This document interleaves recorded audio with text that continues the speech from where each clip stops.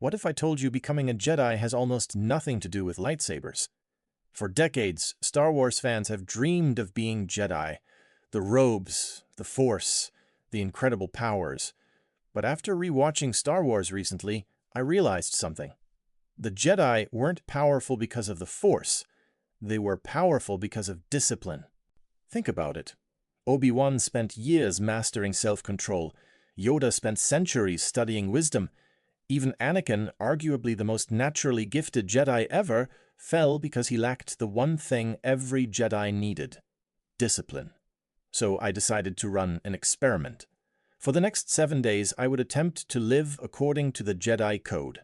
No Force powers, no midichlorians, just the actual principles the Jedi taught for thousands of years: meditation, self-control, training, patience, service to others. The question was simple. Could someone become a Jedi in just 1 week? Or was this doomed from the start? Before I could become a Jedi, I needed to understand what made them so special. Because when most people hear the word Jedi, they think of lightsabers. The Jedi thought differently. For over 25,000 years, the Jedi Order protected the Republic. Thousands of Jedi served across the galaxy. Some became diplomats, others became scholars. Others became warriors. But regardless of their role, every Jedi followed the same fundamental belief: that power without control was dangerous. It's why Jedi spent years training before ever receiving a lightsaber. Think about Luke Skywalker. People remember him destroying the Death Star, but before that happened, Obi-Wan spent his time teaching Luke patience, awareness, trust, the basics. Because the Jedi understood something most people ignore. The hardest battle isn't against an enemy, it's against yourself. And that would become the theme of this entire challenge. The Jedi meditate all the time. Yoda does it, Luke does it, Obi-Wan does it, so naturally I assumed it would be easy. It wasn't. For 20 minutes I sat quietly trying to focus. Instead, my brain immediately started thinking about literally everything else. Homework, subscribing, food, random Star Wars trivia, anything except meditation. Apparently, quieting your mind is harder than fighting Sith Lords. But after several attempts, something interesting happened. Not enlightenment, not Force powers, just calm. For the first time all day, everything slowed down. And honestly, I understood why the Jedi valued it so much. One thing that surprised me was how often Jedi meditate. Yoda meditated, Qui-Gon meditated, Luke meditated. Even Jedi Masters spent decades practicing it. At first, this seemed strange.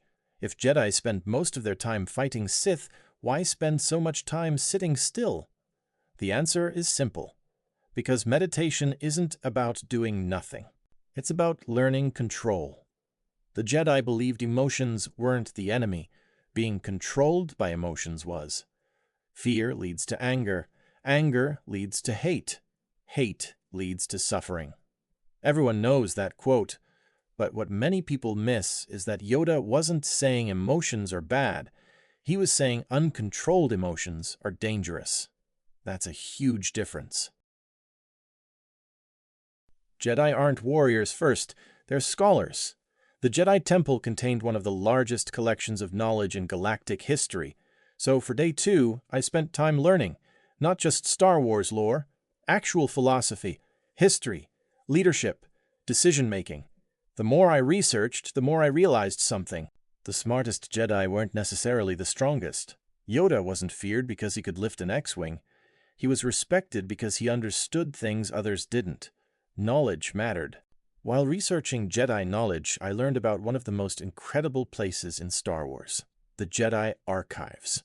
Imagine every important piece of information in the galaxy stored in one giant library. Ancient civilizations, star maps, Force knowledge, thousands of years of history. The archives represented something important. The Jedi valued knowledge just as much as combat. In fact, many Jedi never became famous warriors. Some spent their entire lives studying, learning, teaching. And that's something modern audiences often forget. The Jedi weren't superheroes. They were students. for life. Obviously, I don't own a real lightsaber. If I did, this video would be significantly more fun. But I could learn the basics. I researched lightsaber forms, studied famous duels, practiced movements, and immediately learned why Jedi spend years training. Everything feels awkward at first. Your coordination isn't great, your timing isn't great. You basically look like you're fighting invisible bees. But over time, movements become smoother, more controlled, more deliberate, which is exactly what Jedi training is supposed to accomplish. Not flashy attacks. Control. People forget how athletic Jedi actually are. These people are sprinting through battlefields, fighting droids, and doing backflips at age 900. So I created a simple workout. Running, push-ups, core exercises, mobility work. Nothing extreme. The goal wasn't becoming stronger, the goal was consistency. And honestly, this might have been the most important day so far.